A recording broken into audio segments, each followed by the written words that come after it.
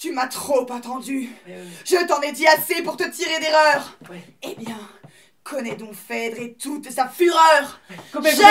C'est parfait, hein. Maintenant tu vas la faire mais en jouant faux, ok? Tiens, c'est un Patrice Lecomte. Dans genre film chiant, tu vas être aspiré. Sympa Henri. Sympa. Ouais, je sais.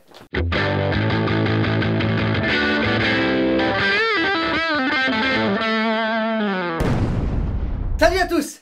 L'actu ciné cette semaine, c'est une adaptation de Madame Bovary de Flaubert, une adaptation du Voyage des 100 pas de Richard C. Morey, l'énième comédie potache version US et une adaptation de Mademoiselle Julie de Strindberg. Super original. Je sais. La suite.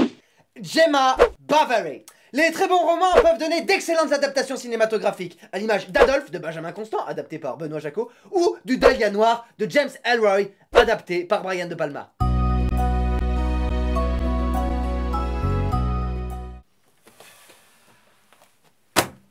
Brian De Palma. Grand cinéaste américain qui s'est imposé parmi les talents de la nouvelle vague américaine. À ne pas confondre avec Rossi De Palma.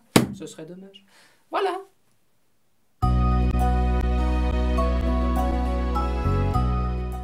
Ils peuvent également donner des adaptations ratées, à l'image des Misérables de Victor Hugo, adapté par Tom Hooper, ou de L'écume des jours de Boris Vian, adapté par Michel Gondry.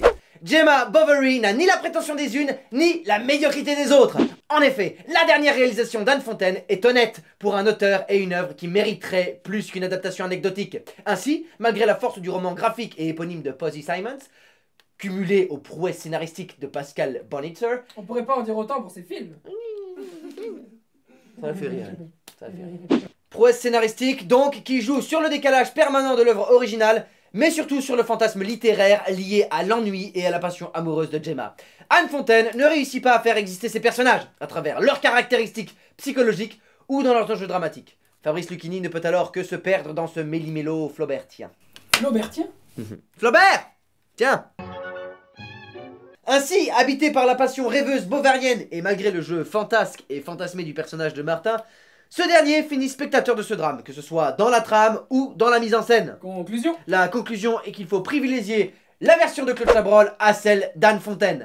Putain, je viens de comprendre. Quoi? Brol-chat, c'est Chabrol en verlan. C'est bien que tu t'en rendes compte après 11 épisodes. Les recettes du bonheur. Les romans de gare peuvent donner d'excellentes adaptations, ou des films qui restent fidèles à leur auteur original. Les recettes du bonheur ne marquera pas l'histoire du cinéma par son ingéniosité, mais restera néanmoins un excellent film. En effet, adapté du roman à succès de Richard C. Morey, qui relate l'ascension incroyable du jeune indien Hassan Kadam dans le milieu de la gastronomie française, Les recettes du bonheur est à l'image du film, qui trouve son conflit scénaristique dans Le choc des cultures. Ce dernier est atypique, drôle et émouvant. Comme toi. La suite. La suite.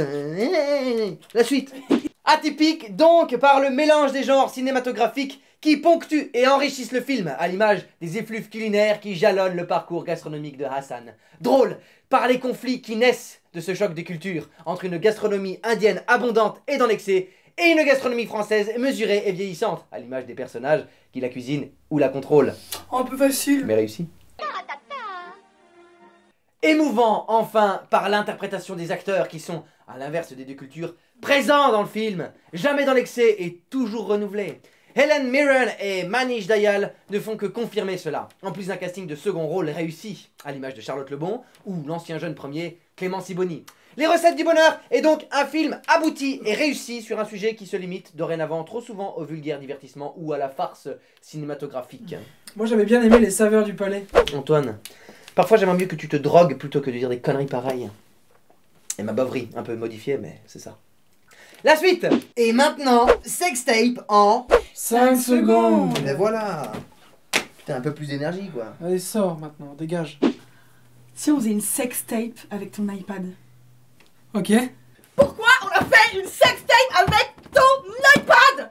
Elle est sur Internet. Je suis désolé. C'est bon, il n'y est plus. Mademoiselle Julie. Si tu es bergmanophile, mais que tu n'as pas vu un seul de ses films, si tu préfères Liv Ullmann en tant que réalisatrice et non en tant qu'actrice, Ça se rejoint. si plus généralement tu aimes les films lents chiant et statique et que tu es un amateur de musique classique, Je suis en deuil de ma vie. voire plus un amateur de musique classique que de cinéma,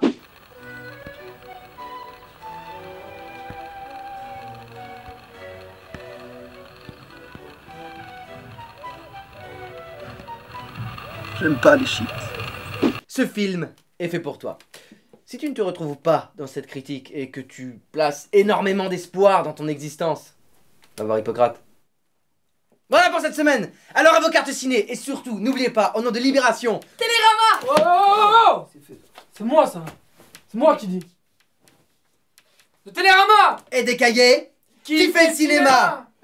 Là tu pouvais là. Vas-y, dis-le. Parce qu'elle prenne la confiance. Dis-le, qui fait le cinéma. Non. Non, elle veut pas le dire. Ça va, Mel? Ouais. Et toi? Ça va, ça va. C'est cool hein de tourner ensemble. Ouais, cool, c'est Ça cool. me fait plaisir. Ah, moi aussi, je suis content. Henri Henri Henri Il est où Henri? Il vient de passer, il vient de sortir. Je crois qu'il t'aime bien. Moi aussi. C'est cool. Ouais, je suis contente.